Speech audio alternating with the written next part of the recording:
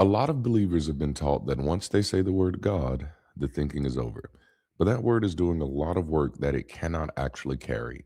Religious belief often survives by submitting a name for an explanation. And one of the deeper problems is that when people lose confidence in one superstition, they often don't learn how to think more rigorously. They just swap vocabularies. They replace one borrowed name with another borrowed name. What used to be God's plan becomes the universe. What used to be spiritual warfare becomes energy. What used to be calling becomes alignment. The label changes, but the habit stays the same. The process is not deepened. The tools for knowing have not improved, and people still do not know the thing. They just have a new name for what they never learned how to examine. I did an exercise with my children once. I pointed at a rug in the house and asked them, "What's that?" And like most of us would, they answered with a name, a rug, a carpet. And I told them, no, that's what we call it. That's not what it is. Because naming a thing is not the same thing as understanding a thing. A label is not knowledge. A word is not an explanation. I recently listened to Richard Feynman describe a similar lesson from his childhood. He said that when he was young, he and his father would go walking in the woods, and if he pointed to a bird and asked what it was, his father might give him the name, but then immediately pushes him further. Do you know anything about that bird now that you know the name? Do you know how it lives, how it moves, how it eats, how it survives? The lesson was simple but profound. Knowing the name of a thing is not the same thing as knowing the thing itself. And what struck me was not just the lesson itself, but how directly exposes one of the biggest problems in religion and maybe even culture. A lot of bad thinking survives by giving things names instead of explanations.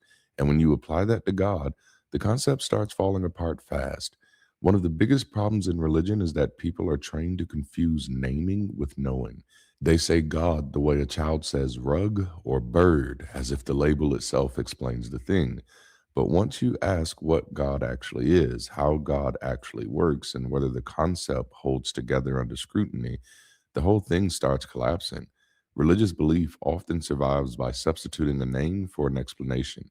And once you stop letting the word God do fake explanatory work, the concept runs into four major problems. Let's start with the most basic problem. Richard Feynman said, "You cannot evaluate a claim until you know what the claim is." And that's exactly where the God conversation starts slipping. Not tell me how God makes you feel, not tell me what God means to you, but define God. Describe God in a way precise enough that we could, in principle, tell the difference between a universe where God is present and one where God is absent. Because if I ask 10 believers what God is, I don't get clarity. I get vagueness, contradiction, mystery language, and abstractions that sound profound precisely because they never have to cash out into anything concrete. And at some point, you have to say what Feynman said in his own way. If this God is beyond definition, then the word itself stops pointing to anything real. It becomes, as he put it, a word without a reference. So, problem one is simple. If you cannot define the thing, you cannot claim the thing explains anything. Problem two is the interaction problem. Believers often want God to act in the world, answer prayer, intervene, guide, heal, punish, and provide. But they never explain how a non physical being interacts with physical reality. Believers want God to be beyond nature when challenged, but active inside nature when comfort is needed. He's too transcendent to test, but apparently still available to heal bodies, influence events, guide elections, give you parking spaces, and answer prayers. Now, let's assume for a moment that believers do not want a purely abstract God. They want a God that acts, a God that answers prayer, a God that heals and opens doors and changes outcomes. Fine. Then here's the next problem. How? Not why do you believe it, not what does it mean to you, but how? How does a non physical mind alter a physical world? How does a being with no neurons, no body, no detectable structure, no measurable location, no identifiable mechanism receive a prayer and then alter matter, events, biology, weather, history, or consciousness in response? If a mind with no physical structure can alter a physical world, then how? By what process? Through what mechanism? And at what point of contact? Because God did it is not an explanation. It's what people say when they want the sentence to sound complete without doing the explanatory work. This is one of religion's biggest cheats. When challenged, God becomes too transcendent to investigate. But when comfort is needed, God becomes active enough to help find parking and heal cancer. So, which is it? Too beyond reality to examine, are involved enough in reality to be making these things happen. So, problem two is this: a God who acts must interact, and believers keep asserting the action while never accounting for the interaction. But then that leads us to the complexity trap. The argument from design says complexity requires a designer, but then it proposes a God far more complex than the universe and exempts him from the very rules used to prove him. This is one of the most popular arguments believers use. Look at the complexity of the universe, look at life, look at biology, look at the trees. Surely all of this must have been designed, but there's a huge problem hiding inside that argument. The God they propose is always more complex than the thing he is supposed to explain. Think about it. An all knowing mind, an all powerful will, being aware of every particle, every star, every thought, every event, every possible outcome, everywhere, all at once. That's not a simpler explanation of the universe. It's a far bigger mystery. You don't get to say complexity proves design and then exempt your designer from the very rule you just imposed. If complexity requires a designer, then your designer needs one more than the universe does. And if your designer doesn't need one, then you've already admitted that complexity does not always require design. Now let's talk about the omniscience problem. Omniscience really starts tearing at the moral and logical fabric of the whole system. Believers say God knows everything: past, present, future, every decision, every event, and every outcome. Now, if we take that seriously, if God already knows every future action with certainty, then in what meaningful sense is that future still open? And if the future is not open, then what exactly are we calling free will? If my actions were known with certainty before I was born and the world unfolds exactly as known, then judgment starts looking theatrical, reward and punishment starts looking performative. Choice starts sounding like a stage prop in a script that's already written. But if believers want to preserve real freedom, real contingency, real openness, then they have another problem. What does it even mean to say future free acts are already known as settled facts? Because once the future is genuinely open, already known with certainty, starts becoming incoherent. You don't get exhaustive foreknowledge and meaningful freedom without paying a conceptual price. So, problem four is that omniscience does not just create tension, it threatens the coherence of the entire moral framework believers build around God. But now let's talk about why this is actually a big deal. The same four problems show up far beyond religion because they're not only theological failures, they're human thinking failures. Religion just makes them easier to see. The definition problem shows up whenever people use a word with moral weight, political force, or social prestige without ever making clear what they actually mean. That's why public discourse is full of fights over terms like freedom, justice, masculinity, patriarchy, leadership, or woke, where everyone speaks with convictions but not necessarily with clarity. People assume that a shared use of a word means shared understanding, when in reality, the word is often doing the work of hiding disagreement rather than resolving it. Once that habit takes hold, information stops functioning primarily as a tool for clarification and starts functioning as a badge of identity, a signal of belonging, or a shortcut to emotional certainty. The interaction problem shows up whenever people make strong claims about cause and effect without explaining the actual mechanisms that connects the two. Outside religion, it looks like people saying that social media is rewiring society, or that representation changes behavior, or capitalism causes loneliness, mindset changes everything, or some policy empowers communities, all without carefully accounting for the process, the conditions, the mediating factors, or the limits of the claim. The issue is not that these statements are automatically false. The issue is that they often have the sound of explanation without the structure of one. And when people get used to that, they become more vulnerable to narratives that feel intuitively true, but have never been conceptually or evidentially disciplined. The complexity trap also appears all over public thinking.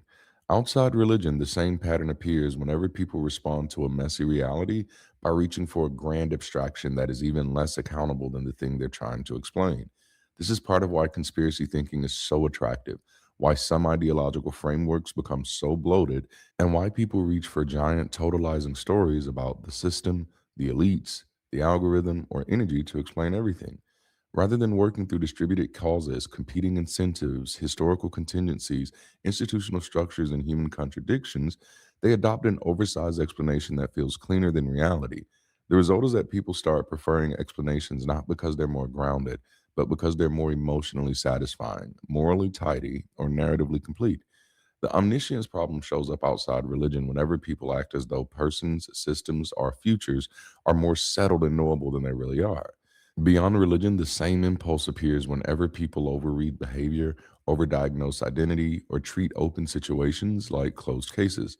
This is what happens when someone says people like that always do this, or that person is obviously a narcissist, or that generation is doomed, that algorithm already knows what people want, or we already know how this story ends. It's a secular version of the omniscience fantasy, the desire to turn unfolding reality into something already fixed, legible, and classified. When that becomes common, information no longer serves inquiry very well. It becomes a tool for premature closure. People stop investigating and start pronouncing. They stop learning and start sorting.